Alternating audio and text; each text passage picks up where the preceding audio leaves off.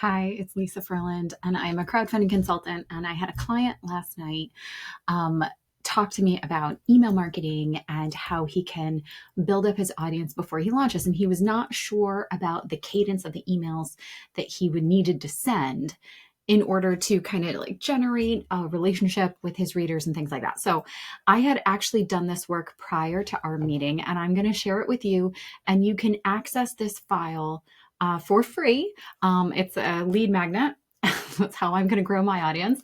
But you can grab it for free at the link below and access everything. So, what I did was I went back through my book launch of my own children's book. I launched on BackerKit, which is a crowdfunding campaign platform. And so I had to introduce people to what crowdfunding was. I had to explain to them how to create an account. I had to get them all excited and all riled up. And so I also had an email list of around, I want to say like 2,000 people who were not the target readers. So I had to grow my target readership. I had to get people out of not my ideal target readership and get them over onto my VIP list. I'm going to explain all of that right now. So what we're looking at here is the date I sent each email, the headline of each email, if it was nurture, kind of who the audience was, the open rate, the number of recipients I sent it to, how many people clicked, the click-through rate, and then you'll be able to access the email that I actually sent out. So you can read it. And then, of course, I have some templates of the best performing emails, the ones that got the highest click-through rate, and so that you can use them and apply them for your own book launch. Now, if you're not doing a crowdfunding campaign, that's totally fine. You can still use these and just remove the crowdfunding language and tell them, go to Amazon, leave a review, whatever book launch you're doing. So let me explain a little bit about how this was. So the first email that I sent out went out to my whole list, basically my list of active people. So over 2,000 emails, 41.8% open rate, and the click rate, not great, right? I probably should have sent out, I did. I said, then 2 days later, I sent out, this was to everyone who kind of didn't open it. And then that one surprisingly had a better click rate. But one is like a direct, like, here's a new book I'm doing. And then this other one is more written for authors in general, why writing a great book isn't enough. And then at the bottom, I pitched it. So I can just show you the two emails here. Okay, so here is where I'm introducing the story behind the story, how I went on a trip with my mom and how this inspired my latest children's book, and then kind of inviting people to join. If I had to redo this again, I would have put, yes, count me in. I want to support your book a little earlier in the process, but live and learn, right? So if you want people to click, you need to put opportunities for people to click multiple places, but with one call to action. That is the takeaway. If you learn nothing else, learn this: one call to action per email. So introducing my new book, sign up to be on my VIP newsletter when the book launches. Sign up to be notified when the book launches. All right, so this is the email I sent out to everyone who didn't open that email. I sent them this email. And this is all just about being a writer, about publishing books, engaging your community. And then I have, here's my big announcement, click here to follow. So I have one call to action. I have it multiple places. This one got more clicks. Lo and behold, include more links, more opportunities for people to click, you're going to get more clicks, right? Okay, then you can see here, so the VIPs only are the people from that group who said, yes, I want to be a part of your book launch campaign. And also I was promoting it on social media. So I started sending out emails just to VIPs only. And I also said, help us pick the book cover for the book. And so I, got a lot of reply emails. I said, just hit reply to this email. So no clicks. The click rate's going to be really low, unless they're unsubscribing, which they did not. But actually, surprisingly, the click rate was high. I wonder why. Why was that so high? What were they clicking on? I don't know. There's nothing to click in here. Weird. But I got a lot of replies, a lot of votes, and a lot of feedback. So always ask for feedback if you can, part of this process. Okay, then again, I sent this out. So this next one, this next audience of like 700, 800 was going out to my known readers of children's books. Now, not everyone in that group is going to be interested in this book, so I was trying to get clicks there. You can help us craft our next children's book. This email didn't get so many clicks. Let's look at why. We're not going to go through all the emails, don't worry. Oh, this went to this one. Oh no, I have to fix that link. This one, let's see. It got clicks here, sign up to vote. Oh, okay. So I made people sign up to vote for which one they wanted. Tricky, huh? Okay, so I need to edit this link, send them to the right one. Okay, there we go. All right, that'll send them. I'm glad I'm clicking through here. But anyway, so now I want to show you, so you can go through and look through all of these. So as you can see, you see the dates I'm sending them, and you can see who I'm sending them to, more or less, and you can kind of tell by audience size if this is going out to my active openers, or if this is going out to a smaller list. The VIP only were the people who only signed up to receive news about the book. So they were most interested, and you can see that they have the highest click-through rates because they signed up to be notified.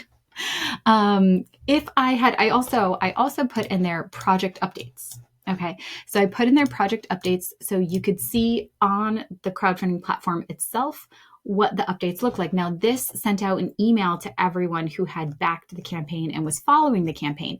And this is something that you can do when you're crowdfunding your book. You should send out project updates. But I wanted to be transparent with how many emails I was sending, as well as how many project updates I was sending, because it's going to show you how much communication you need to do and should do during your book launch, because authors always think I'm doing too much, I'm emailing too often, and you're not. You're not. If only half of your list is opening, it's still great. But it means half of the people aren't seeing it, right? So you need to retarget the people who haven't seen your messages yet. You need to reach out to as many people as you can, and get them on board. As you can see, the click rate went up when it was a very clear call to action. Like, this is urgency. Like, we're 89% funded. Click here. Only one spot left. Pledge today. Help us cross the finish line. It was very clear, very time sensitive. All right, so you can see the click rate still did really well. Last chance. The one going out to the big group, not so many clicks, but still worth doing. All right, so let's take a dive into the email swipe file. You just click make a copy. Okay, and so here is where I explain exactly what I just explained here. You can grab the Google Docs there, the Google Sheet, and then each one is, kind of what I thought would be the most helpful for you. So I included the open rate, the click rate, and then your audience. Like this, you should send a beta reader call to action to people who you're interested in being involved in this book. You think that they're going to be the most interested. So help us shape the book. We need your input. This is, if you're going to ask for input on the book cover, what's inside. If you really just want them to be involved, this is a great way to do it. And then, of course, you need a call to action, forward this to someone that will help. Okay, and then the second email, a pre-launch teaser. Now, again, you saw how many emails I sent. I'm just putting, this sort of template here for why, but you need to describe the cause. Like, what is your reason why? Like, what is the thing that you're hoping to accomplish with your book? Every book accomplishes something. What are you hoping to accomplish with this book? So for mine, it was supporting STEM in girls. A lot of people are like, what is STEM? What is STEM? They had no idea what STEM was.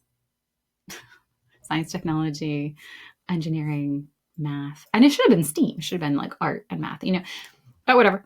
So I thought that was interesting, and you'll learn. you're going to learn a lot about your audience when you start emailing them and getting feedback and saying, hey, let me know if you have any questions.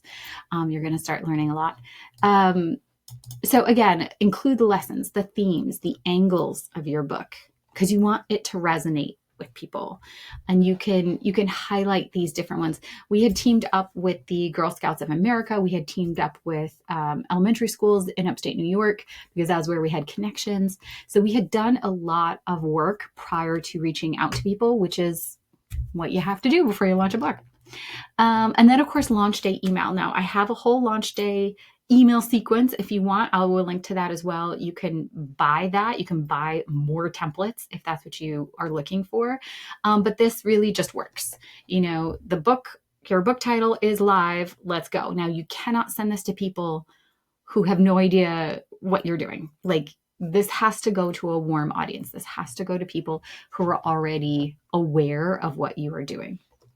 Okay, so this is really going to go to like your smaller group of your launch team, people who are already on board. If you're sending this out to people, don't surprise anyone with your book launch. But if you did, you would say, my book is now available. Please go order it today.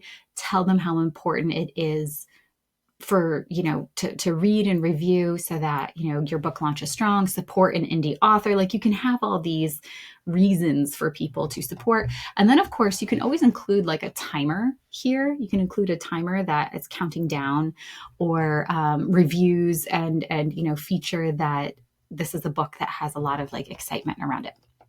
Okay, now the $1 pledge email. I get the most questions about, should I offer a $1 pledge?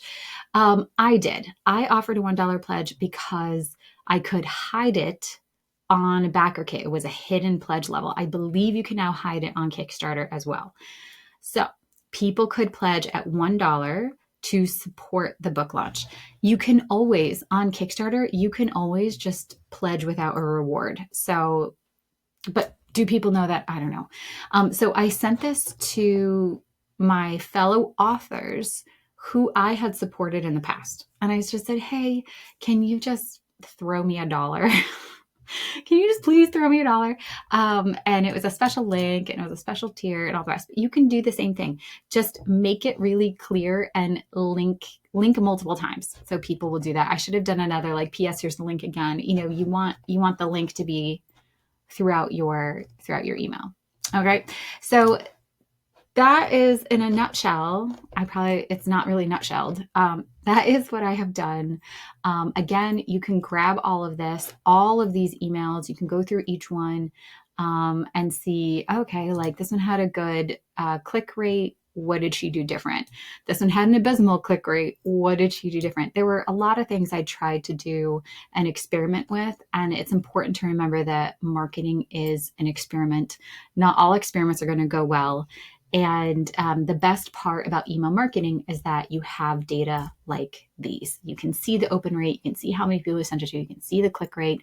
So you can take action, you can adjust, you can pivot, you can do all of those things in your crowdfunding campaign and see results right away, which is really exciting. All right, let me know if you have any questions in the comments. Be sure to grab this resource. It's free for you. And I am here to help. All right, bye everyone.